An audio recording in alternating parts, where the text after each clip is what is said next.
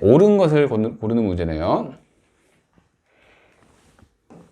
매매 계약은 대표적인 낙성 계약이죠. 요물 계약은 어떤 게 있다고 그랬죠? 계약금 계약, 그리고 방금 전에 봤던 현상 광고 계약을 대표적인 요물 계약이라고 합니다. 틀렸고요. 교환 계약은 무상 계약인가요? 아니죠. 그것도 설명드렸습니다. 재산권을 이전해 주는 대신에 타인의 재산권을 가져오는 거죠. 그래서 무상이 아니라 유상이에요. 증여계약은, 그렇죠? 증여계약은 낙성이에요. 즉 의사표시만으로 성립합니다. 나중에 성립한 뒤에 그 증여자가 수증자한테 물건을 인도하면 되겠죠. 그래서 낙성계약 맞습니다. 도급계약은 요물계약인가요? 아니라고 했죠. 임대차계약은 당연히 쌍무계약입니다. 정답은 3번이겠죠.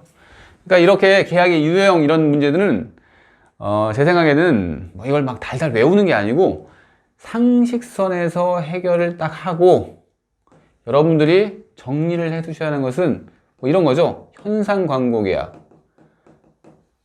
현상 광고 계약은 조금 복잡하잖아요. 뭐냐면 이 현상 광고 계약은 요물 계약이에요. 일반적으로 낙성 계약이 일반적인 건데 요물 계약이고, 또 편무 계약이에요. 이것은 또 뭐다? 편무 계약이면 일반적으로 무상 계약이 맞는데 이것은 또 유상 계약이라네요. 이것만 기억을 해주세요. 이것은 왜 그런지는 여러분들이 한번 생각해 보시고 기본 강의에 내용이 수록이 되어 있으니까 한번 잘 들어보시면 되겠네요. 됐습니다. 네, 틀린 것을 고르는 문제입니다. 틀린 것. 청약은 또 나오네요. 불특정 다수인을 상대로 할 수 있다. 맞죠? 자판기. 2번. 청약은 특별한 사정이 없는 철회하지 못한. 또 나오죠, 이것도. 철회 못하는 게 원칙입니다. 그 다음에 격지자 간의 계약은 다른 의사표시가 없으면 승낙의 통지를 발송한 때에 성립한다. 맞습니다. 격지자가 뭐죠? 멀리 떨어져 있는 자들 사이 간의 계약은, 이거 설명을 해볼까요? 2단계를 거치는데 멀리 떨어져 있어요. 그러면 갑과 을이 이렇게 있는데 떨어져 있는 사람입니다. 그래서 갑이 이렇게 청약을 했는데 그 기간이 있다고 봅시다. 이 청약 언제까지 도달할 것을 전제로 내 청약은 유효해, 이렇게 제시를 했습니다. 그러면 이 을이 그 기간 내에 딱 도달을 시켜요. 뭐 예를 들어서 11월 30일을 이 기한으로 내가 너한테 이렇게 청약을 하는 거야 했는데 이 사람이 도착을 언제 했냐면 11월 28일 날 했다고 봅시다. 했어요. 그러면 계약은 성립을 하죠.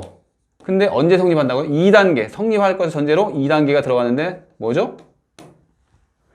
언제 성립하죠? 지금 도달한 날짜는 28일이고 이 을은 언제 보냈냐면 그것을 11월 26일 날 보냈다고 해볼게요. 계약의 성립 시점은 이 사람이 발송할 때입니다. 11월 26일 날 성립을 하는 거예요. 그래서 2단계를 거쳐서 이걸 해결을 하셔야 합니다. 그래서 발송할 때 맞죠? 4번 질문 볼까요? 청약자가 청약의 의사표시를 발송한 후 제한 능력자가 되어도 청약의 효력에 영향을 미치지 않는다. 이것은 맞는 내용이죠. 무슨 얘기냐면 이렇게 의사표시를 했어요. 한 다음에 제한 능력자가 되거나 아니면 이렇게 의사표시를 한 사람이 사망하거나 이게 의사표시에 영향을 미친다고요? 안 미친다는 얘기입니다. 아시겠나요? 그래서 이것도 맞는 내용이고요. 5번. 청약자가 청약의 일정 기간에 이의를 제기하자면 승낙한 것으로 본다. 그래서 이의 없이 그 기간이 지나가면 그 계약은 성립한다. 틀렸죠? 승낙은 의무가 있는 게 아닙니다. 승낙 의무가 없어요. 그래서 청약자가 설령 이렇게 이의 제기하냐면 계약은 성립하는 거야. 이렇게 하더라도 승낙자는 이거에 따를 필요가 없다는 얘기죠. 그래서 성립하지 않습니다. 그래서 5번 정답이죠. 틀린 거. 갑은 승낙 기간을 2020년 5월 8일로 하여 자신의 X주택을 을에게 5억 원에 팔겠다고 하고, 즉 청약을 지금 현재 하고 있는 거죠, 갑이. 그 청약은 을에게 2020년 5월 1일로 도달을 했답니다. 그러니까 청약은 언제 효력을 발생하죠? 이 5월 1일 도달 시점에 효력을 발생하죠. 이에 관한 설명으로 틀린 것은 이렇게 나왔습니다. 갑의 청약은 을에게 도달한 때 그 효력이 생긴다. 그죠? 청약은 무조건 도달한 때 생기는 거예요. 2번, 갑이 청약을 발송한 후에 사망하였다면 그 청약은 효력을 상실한다. 아니죠? 왜 아니죠? 의사표시를 한 다음에 사망했다? 이것은 의사표시에 영향이 없습니다. 그래서 틀린 내용이죠?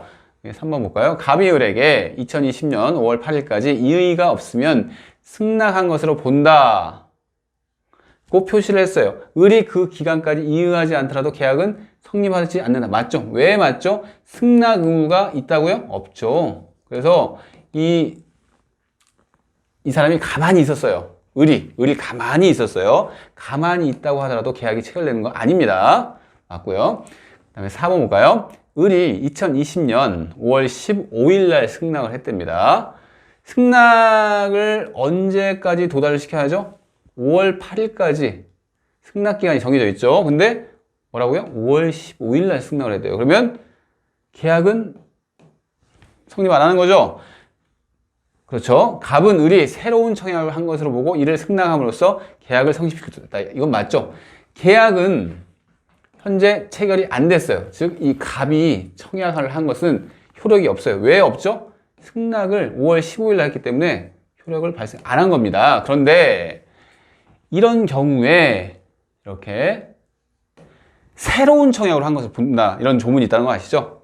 즉, 승낙은 효력을 발생하지 않지만 이 승낙이 새로운 청약을 한 것으로 봐서 갑이 다시 승낙을 하면 계약을 성립시킬 수 있다. 이렇게 하는 조문이 있죠. 이 조문 한번 볼까요? 그러면 직접 4번 봅시다. 4번 네, 이거죠. 연착된 승낙의 효력이라고 해가지고 530조에서 규정을 하고 있죠.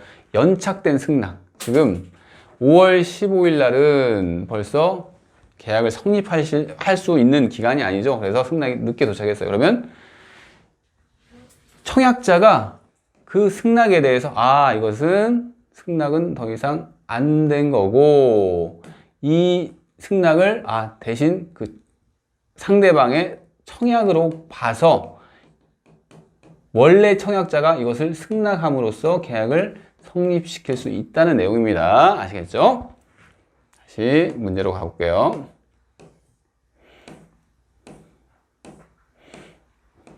그래서 이거 맞는 내용이죠. 맞는 내용. 5번 질문 볼까요? 을이 5억 원을 5천만 원으로 잘못 읽었습니다. 2020년 5월 8일 날 갑에게 5천만 원에 매수한다는 승낙이 도달하더라도 계약은 성립하지 않는다. 이게 뭐죠? 이게 불합이라는 거죠. 갑은 5억이라고 제시를 했고 을은 5천이라고 얘기를 했어요. 완전히 합의가 안 된 거죠. 그래서 성립하지 않는다. 맞는 내용이죠. 그래서 답은 2번이네요. 틀린 거. 그러면 틀린 것을 고르는 문제입니다. 청약은 그에 대한 승낙만 있으면 계약이 성립하는 그죠? 구체적 확정적 의사표시여야 합니다. 아파트 분양 광고 청약의 유인의 성질을 갖는 것이 일반적입니다. 맞죠? 3번 당사자 간에 동일한 내용의 청약이 상호 교차됐대요. 그러면 언제라고요? 양청약이 상대방의 발송 아니고 도달한 때에 계약이 성립하겠죠. 그래서 틀렸죠. 3번이 답이네요. 4번 승낙자가 청약에 대하여 조건을 붙여 승낙한다. 그러면 이 승낙 유효하나요? 승낙 유효하지 않습니다. 그렇기 때문에 이 승낙은 뭐다? 청약의 거절과 동시에 새로 청한 거예요. 이 승낙 자체는 없어진 거고 이제 청약으로 바뀐 겁니다. 맞고요.